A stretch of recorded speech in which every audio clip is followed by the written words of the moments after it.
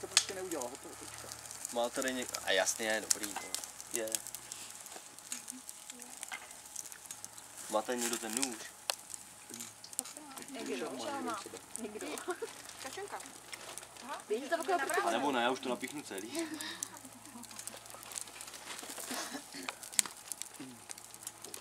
To nejsou kamenický, že ne?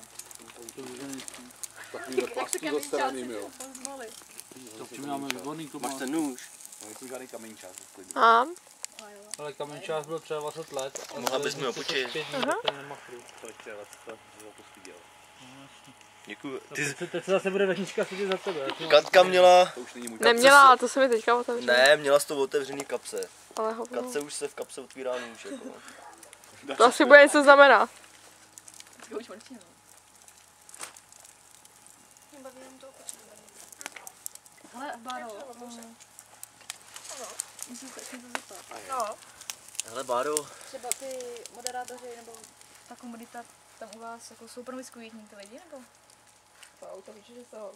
Třeba ten Mario s tím partnerem. Tak prosím tě, mluv na nás česky a všichni nevíme, co to znamená. Promiskuitní. Aspoň já teda třeba. To znamená, že střídají... Partneři. Partneři. Partneři po česku. Ty by ty dobrá Čechá. Ale asi jako... Teď už ne. Protože si myslím, že Mario s Migem už ošokali, koho mohli. Takže teď už jako moc nevědí, jako koho by ještě. Takže teď jedou tak jako druhý, třetí kolo. S těma nejlepšíma, který jakoby vypadli v tom prvním kole. Jo, Tak to teďka vlastně jakoby pokročili do dalšího kola a s těmi pokračují. Takže vlastně nejsou promiskuitní. No vlastně ne.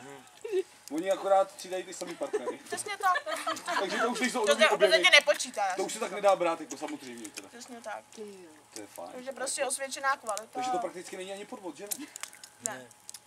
Takže když budu střídat bývalý partnerky, tak mi nemůžeš říct, že tě podvádí. To je jenom pro tebe, Michale, jako. Tak se to můžeš vyložit ty, jako. Jo, dobrý. Nevím, jestli ti to bude fungovat. Já třeba ještě kolo jsem v těch 15, s kým jsem v těch 15 vůbec chodil. S Adélou. Já myslím, že Na to bych nešel ani hygienickou tyčí. ty z 15 chodil akorát s Ančou. Pak s plackem na dráží opic bych na ní nešáhl, ty vole.